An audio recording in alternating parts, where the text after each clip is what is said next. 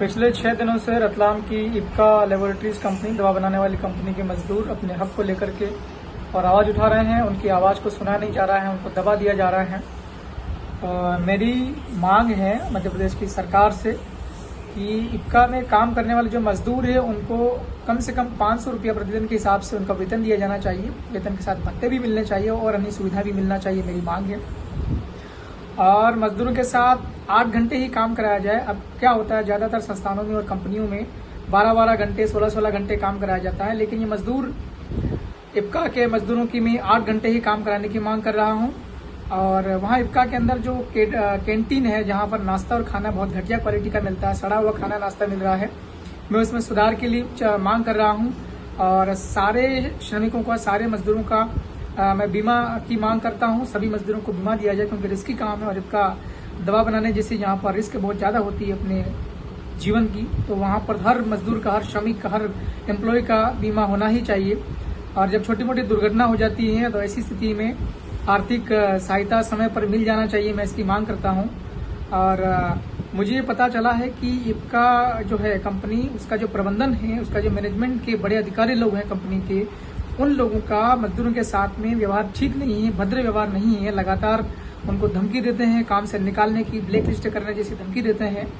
मैं ये मांग कर रहा हूँ कि व्यवहार सुधार हो जाना चाहिए कंपनी का, या फिर कंपनी ही बंद कर दी जाए।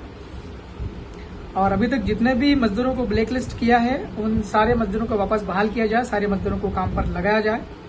और एक चीज ये नोटिस करने में आई है कि वहाँ काम करके और इप्का से जब बाहर वापस अपने घर जाते हैं मजदूर, तो आउट मशीन से होकर के गुजरना पड़ता है। वहाँ 5 मशीनें लगी हुई, लेकिन 5 में से 3 मशीनें खराब पड़ी हुई, केवल 2 ही मशीनें काम कर रही। जब किसी व्यक्ति की बस का टाइम है 6:30 बजे का और उसको 7 बजे छोड़ा जा रहा है, तो वो बस पकड़कर अपने घर कैसे जाएगा, अपने गाँव या अपने जहाँ रहता है वहाँ कैसे जाएगा।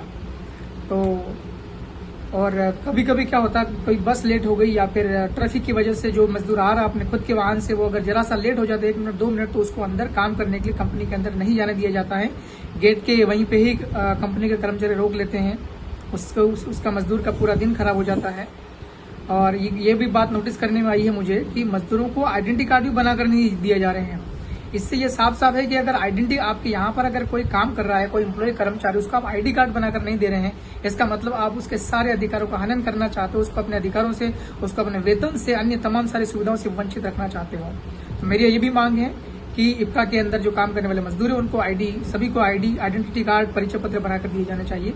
और महीने में मजदूरों को 4 दिन की कम से कम छुट्टी दिया जाना चाहिए। हर मजदूर को, हर अस्थायी मजदूर को तो हर हाल में 4 दिन की छुट्टी मिलना चाहिए।